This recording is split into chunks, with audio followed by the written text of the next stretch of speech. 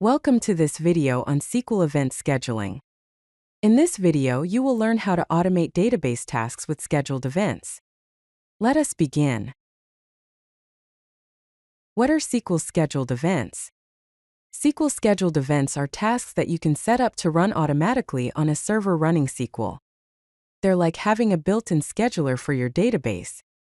So, the question here is, why use scheduled events? First, to automate recurring database tasks. Second, to reduce manual maintenance overhead.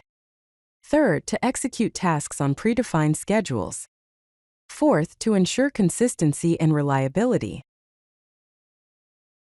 Here are some common use cases of SQL scheduled events. First, data archiving. Automatically move historical data to archive tables during off-peak hours to maintain optimal performance of active tables. Second, report generation. Generate daily, weekly, or monthly reports by aggregating data and storing results in summary tables for quick access. Third, data maintenance. Schedule regular cleanup operations like removing expired data, optimizing indexes, or updating statistics for query optimization. Fourth, scheduled updates. Execute data transformation, enrichment, or synchronization processes on a regular schedule to maintain data consistency. Let us understand the basic event syntax. The command to create an event is as follows: create event, then specify the event's name. Next, on schedule, where you provide the schedule specification. Finally, do, followed by the event's body or what the event should execute. Here's an example of creating an event called daily cleanup. Create event daily_cleanup, on schedule every 1 day, starts on January 1st, 2023, 1 o'clock. Do delete from temp_logs where created _ is less than date_sub, now interval 30 day. Here are the key components. Events require a unique name within the database schema. Schedule can be either one-time or recurring, specified using every. Event body can contain a single SQL statement or compound statements. And finally, time intervals can be specified as second, minute, hour, day, week, month, quarter, or year.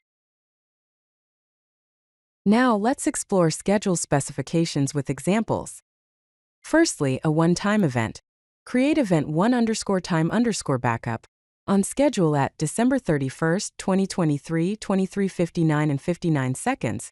Do call backup_procedure. This event executes once at the specified date and time, and is then automatically dropped. Next, a daily event. Create event daily_cleanup, on schedule every 1 day, starts January 1st, 2023, 3 o'clock. Do delete from temp_data. This event runs every day at 3 a.m., starting from January 1st, 2023. Then, a weekly event. Create event weekly_report, on schedule every 1 week, starts January 7th, 2023, 9 o'clock. Do call generate_weekly_report. This one executes every Saturday at 9 a.m., starting from January 7th, 2023. Finally, a complex interval event. Create event complex_maintenance, on schedule every 6 hours, starts January 1st, 2023, 0 o'clock, ENDS December 31st, 2023, 23:59 and 59 seconds. Do call system_maintenance. It runs every 6 hours during 2023, with both start and end time bounds. Here are a couple of event body examples. First, a simple statement. Create event simple_cleanup, on schedule every 1 day. Do delete from logs where created _ is less than date_sub, now interval 30 day. This is a single SQL statement to delete old logs. No begin, END block is needed. Second, a compound statement. Create event complex_maintenance, on schedule every 1 week. Do begin. Update analytics summary table. Insert into weekly_stats. Select year, week, now, count *, average amount from orders where order_date is greater than date_sub, now interval 7 day. Clean up old temporary data. Delete from temp_workload, END. This includes multiple statements enclosed in a begin, END block for more complex operations. Now let us talk about managing events. The Create Event statement allows you to create a new scheduled event. The If Not Exists clause prevents errors if the event already exists. The Alter Event statement modifies an existing event's schedule, status, or SQL statement without dropping and recreating it. The Drop Event statement permanently removes an event. The If Exists clause prevents errors if the event doesn't exist. With the Alter Event statement, you can also control event execution state without removing it. This is useful for temporary maintenance or troubleshooting. Let's explore how to monitor events. Show Events lists all events in the current database or a specific database with optional filtering. The information schema provides detailed information about scheduled events. This includes event name and status, enabled or disabled, creation time and last modified timestamp, execute schedule and interval details, last execution time and next execution time, and event SQL statement, event definition. Show variables like event_scheduler checks if the event scheduler is running, on or off, at the database server level. You can also enable the event scheduler if it's currently disabled using set global event_scheduler equals on. Note that this requires admin privileges. Here are some best practices to consider. First, choose optimal timing.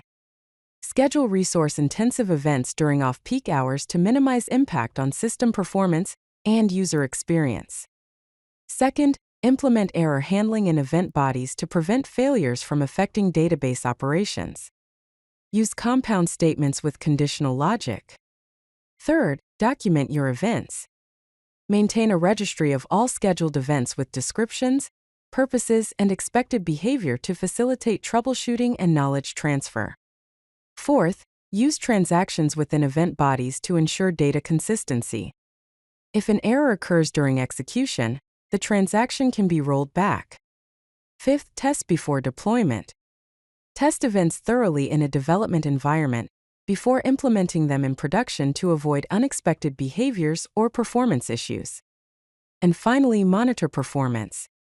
Regularly check event execution times and resource usage. Optimize SQL queries in events to minimize system impact during execution. Here's a real-world example. Consider an e-commerce data management scenario.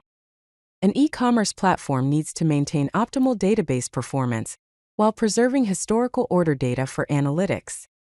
This allows keeping active tables lean for performance, maintaining historical data for analytics, and generating periodic sales reports automatically. Here's a code sample. Create event order_archive_and_report. On schedule every 1 month, starts January 1st, 2023, 2 o'clock, DO begin. Archive orders older than 90 days.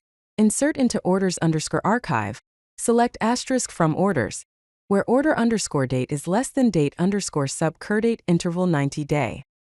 Remove archived orders from active table, delete from orders, where order_date is less than date_sub_date interval 90 day.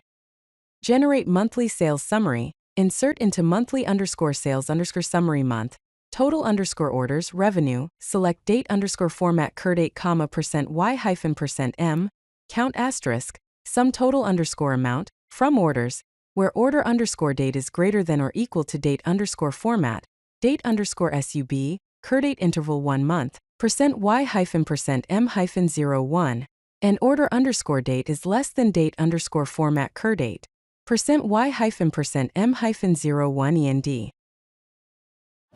If you like this video, hit that like button and don't forget to subscribe.